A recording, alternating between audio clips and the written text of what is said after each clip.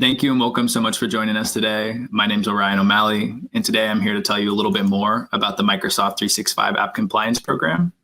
I'm joined today by Dora Chan, who's a Senior Product Marketing Manager on the Teams platform team. I work on the Microsoft 365 App Compliance Program.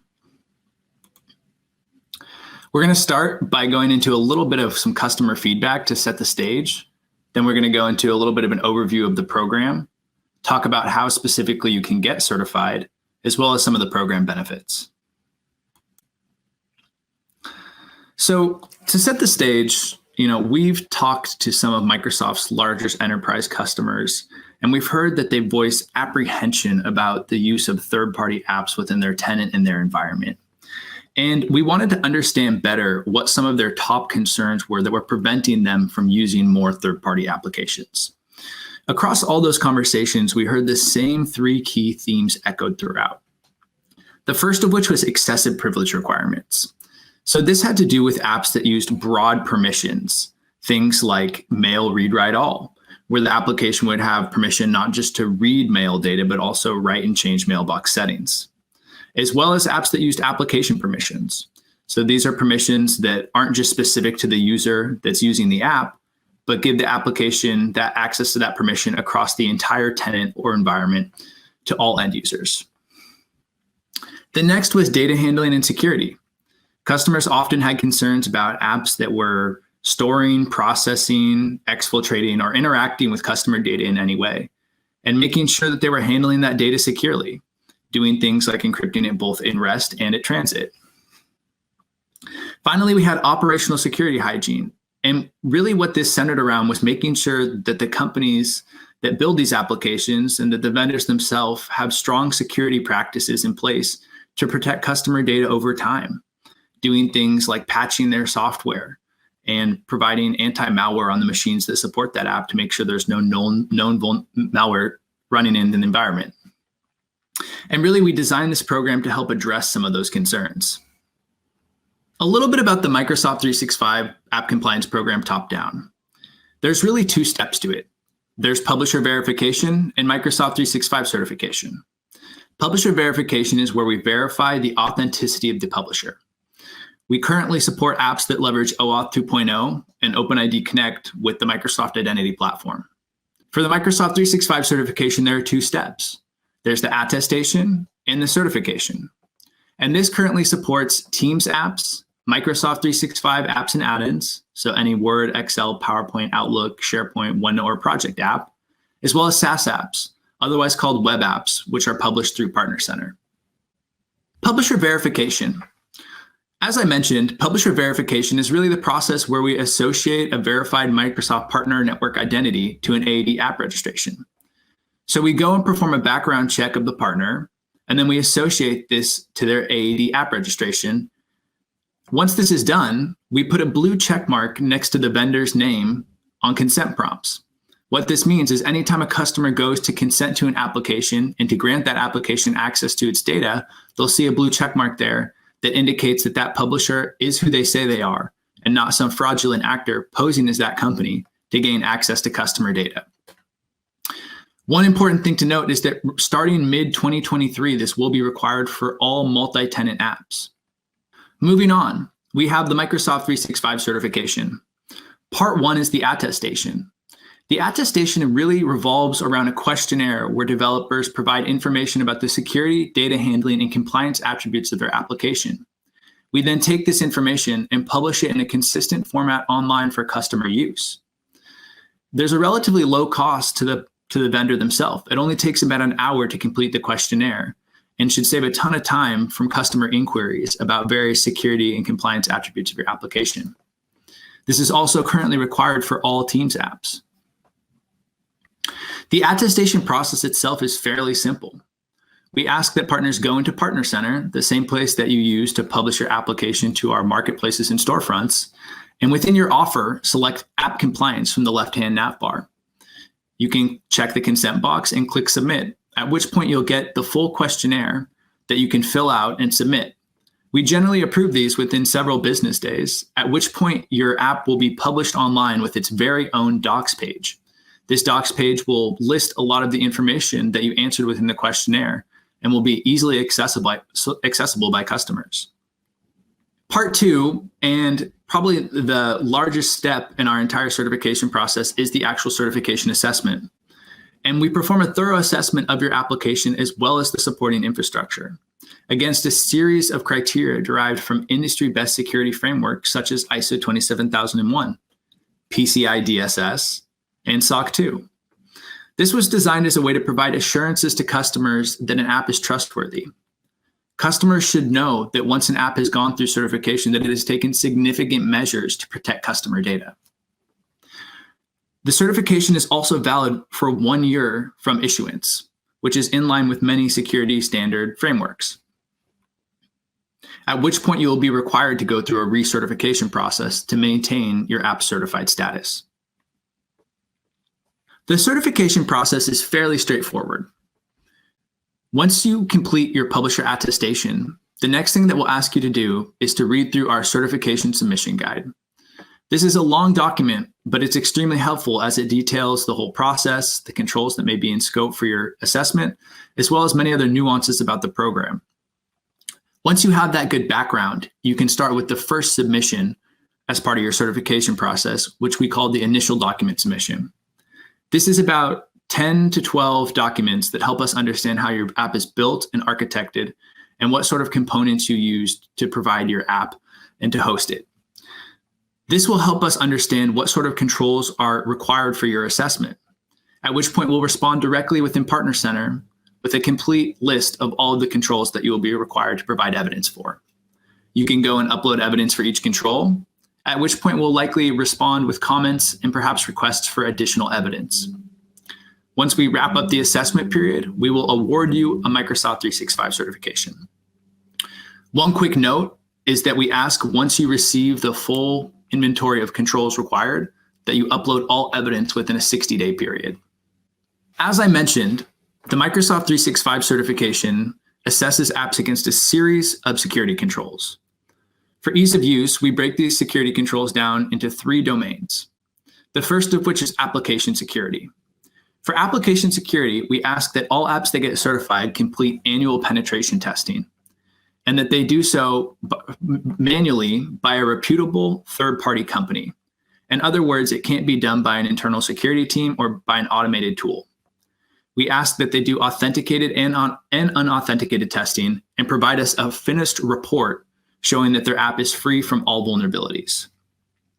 If you don't already do penetration testing, we can arrange it through the Microsoft 365 certification process with one of our partner vendors. Microsoft will also cover the cost of that penetration test for the scope of the app getting certified. Next, we have operational security. Operational security definitely has the most controls of any security domain. We ask that your machine has anti-malware installed on all the machines supporting your application. We ask that you have a robust patch management process in place to patch all machines that may have experienced vulnerabilities or recent exploits, as well as incident response. So making sure you have a robust policy and process in place for responding to incidents, especially those that may impact customer data, as well as firewalls to make sure you have a strong network perimeter protecting your environment. We ask that you do vulnerability scanning to identify any misconfigurations, as well as having a top-down risk management strategy governing your entire InfoSec practice. We also ask that you take certain secure software development and deployment practices into account, such as making sure that developers go through annual security training, as well as having strong account management practices in place to make sure that accounts aren't easily compromised and have things like strong password policies in place, as well as having a centralized event logging solution deployed in your environment so that any sort of event that happened is logged and traceable to a single point of origin, as well as alerting to make sure that if there is some anomalous behavior, that there's an alert automatically triggered to the right stakeholders, as well as having some intrusion detection and prevention measures to make sure that your environment stays secure top down. Next, we have data handling security and privacy.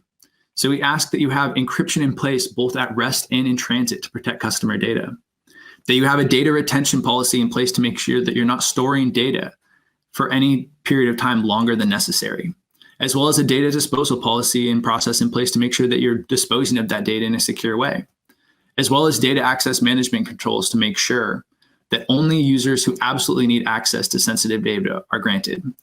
And finally, GDPR. We do have several GDPR considerations and controls in place, such as a privacy policy and making sure you have a process in place for subject access requests. So if a customer wants their data deleted, you have a process for executing that request. By no means is it a full GDPR audit, but it does scratch the surface. Next, we have optional external compliance frameworks. This isn't one of the 3 security domains, but the reason I list it is because it's really important.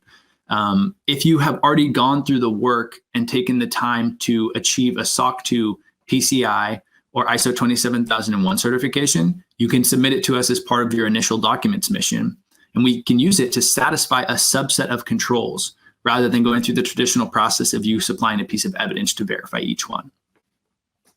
Next, I want to quickly take a moment to provide an example of what it might look like for us to verify a Microsoft 365 certification control. In this instance, we're looking at an anti-malware control. And the control reads, provide evidence which demonstrates that antivirus is configured across all sampled system components to either perform on-access or periodic scanning. The guideline reads, provide a screenshot for each machine supporting your app showing that antivirus is enabled and that is configured for on-access or daily scanning. As you can see to the right here in the screenshot, we have a host called Clarinet SBU WM, showing that they're using Windows antivirus software and that real-time protection is enabled. This is a perfectly acceptable piece of evidence to satisfy an anti-malware control such as this one. However, we would ask that you provide this for all of the machines within your sample set.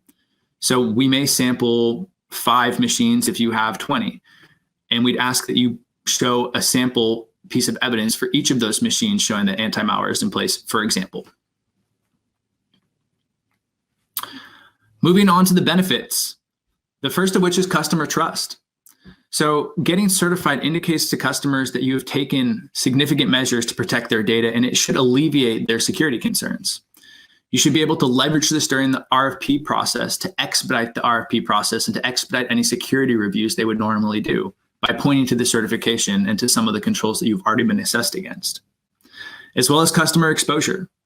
So we try to highlight certified apps in as many places as possible, some of which being our storefronts, admin portals, as well as Azure Active Directory consent prompts.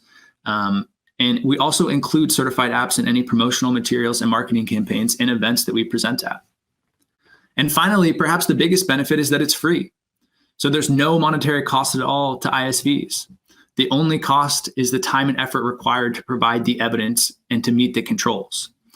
And this is unlike some of the other industry standard frameworks that can be prohibitively expensive to obtain. Quickly, I want to touch on some of the different surfaces we talked about where certified apps are highlighted. The first of which is our App Source Marketplace. So this is our premier app catalog that has the majority of the apps on the Microsoft 365 platform. The certification placard is displayed directly below the app's name. As well as within the apps catalog page, you can filter specifically for apps that have completed the certification or publish your attestation. Also within the Office add-in store. So if you're working in one of the Office products and you want to add one of the Office add-ins, you can see the certified badge reflected directly within the app's listing. As well as within the Teams app store. So below the name of any Teams app that has been certified, you will see the Microsoft certified placard. Next, we have admin portals. So within the Teams admin portal, where you would go to either block or enable applications for your entire tenant, if you are a tenant admin, you'd see the Microsoft 365 certified status reflected directly next to the app's name. As well as within the Microsoft 365 admin portal, where the Microsoft 365 certified placard would be displayed throughout the admin experience. Finally, within the Microsoft Docs page. So as I mentioned, when an app goes through publisher attestation, they get their very own page on our Microsoft Docs website, which details all sorts of information about their data handling, security, compliance, privacy, and identity attributes. Well, once you complete certification, an additional tab is added for certification, in which it details some of the controls and some of the things that were looked at as part of your certification assessment. Next, I want to hand it over to Dora. She's going to do a demo of some of our admin center experiences. So off to you, Dora. All right, let's take a look at how the certified app shows up in the Admin Center and how we can set user permissions to them. Under Manage Apps, here is a list of all the apps available in our store. It can be filtered based on different categories or sorted based on their certification status. Let's take Adobe Sign as an example here. You can view the security and compliance details of the app either by clicking on the link here. It will take you to our MS Docs, or you can view the same information within the app under the Security and Compliance tab. And back to the list. Here you can see all the apps are currently set to allowed, but some companies may want to set higher security and restrict usage of apps. They can set up permissions and policies for the entire company and specific groups, or even individual users. Under the app permissions policies, we currently only have one policy for global, which applies to all users across the company. We can set permission for a specific group of users, either based on different roles, different departments, or location. Here, I'm going to set a new policy for our marketing group. And I'm going to allow all the Microsoft apps. And for third-party apps, I'm going to allow only specific ones and block all the others. And I'm going to add the Adobe Sign and save it. And for this marketing group, and I'm going to start adding users to it. And I'm going to add, let's see, who's in marketing? Let's do Alex. To make sure users are able to discover the apps that we have assigned to them, we can create policies under Setup Policies. It is to control how apps are made available to a user. We are going to add a new policy for Marketing All.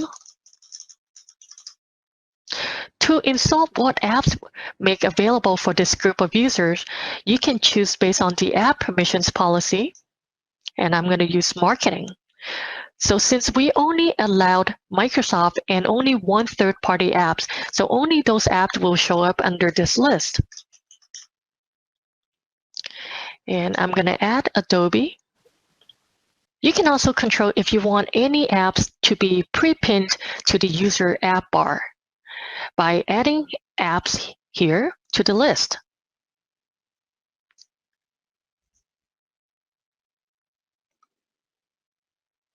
We can also set more advanced policies under the AAD Admin Center. Here, I'm going to show you how to create an app consent policy.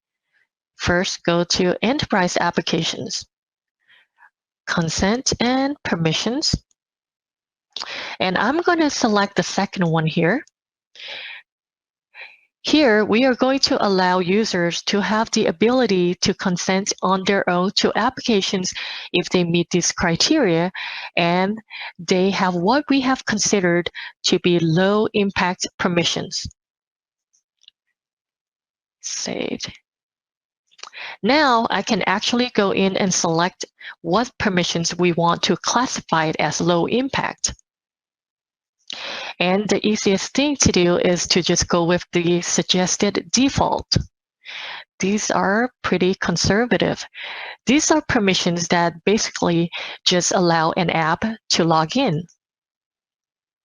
So I'll add these permissions classifications. So now we kind of have the setup of a baseline that says these are low impact applications that user can just go ahead and install on their own. And if beyond that, it is going to require admin consent so that we are going to want to set up how that workflow looks like. Let's get back out and move under user settings. And here, we want to enable users to request admin consent for applications that they cannot consent to themselves. Now we are going to configure who in the organizations is responsible for reviewing and approving those requests. And for this demo, I'm going to delegate that to an application administrator. Select and save. So what this configuration means is the user requests admin approval to consent to an app. An email notification will be routed to everyone that has the application's administrator role. They will also able to see the request on their overview page here. Here I have 0 requests pending. Well, that's it. Well, what I just showed you here were just some examples of permission settings for applications. Well, hope this helps. And back to you, Orion. Thanks, Dora. That was super helpful. Quickly before we go, I want to dive into some of the new developments in the App Compliance Program that you may not have heard of. Currently, the certification experience, as of recently, is displayed on Azure AD consent prompts. So we talked about this during the publisher verification, where once an app completes publisher verification, they get that blue check mark next to their name. As you can see on the right here, if an app is certified, they will now have their Microsoft 365 certified status displayed below the app's name as well. Anytime a customer goes to deploy an app and consent to that app using their data. Now I want to tell you about some of the new developments that we've recently unveiled that you may not have heard of from the Microsoft 365 App Compliance Program. The first of which is the fact that app certification will now be displayed on Azure AD consent prompts. So we touched on this for publisher verification, where a blue check mark is put next to the app's name once they've completed verification. Now, the Microsoft 365 certified status will be displayed below the app's name as well anytime a customer goes to deploy an app and consent to it using its data. Also, customers now have the ability to set user consent policies based on certification status of an app within Terminal and PowerShell. This means that if a customer wants to go and set a policy saying end users can only consent to and deploy apps that have completed certification, they're able to. Unfortunately, this experience is not yet available within the native Azure portal UI, but we are working hard to get that deployed as well. Next, we are working on developing a full audit report for the Microsoft 365 certification, so that anytime a customer completes certification, they'll be granted an audit report, which will give additional details about their certification and what sort of things have been assessed as part of that certification process, as well as a status bar to track the progress during certification in Partner Center. So when you're going through certification and you're curious about how far you may be along or what steps you have left to complete in the certification process, you can see that directly within Partner Center. Quickly, I'd love to give a shout out to some of our certified partners. Every company you see here has more than one certified app, so we do appreciate all of your support and your commitment as we continue to grow and scale the program.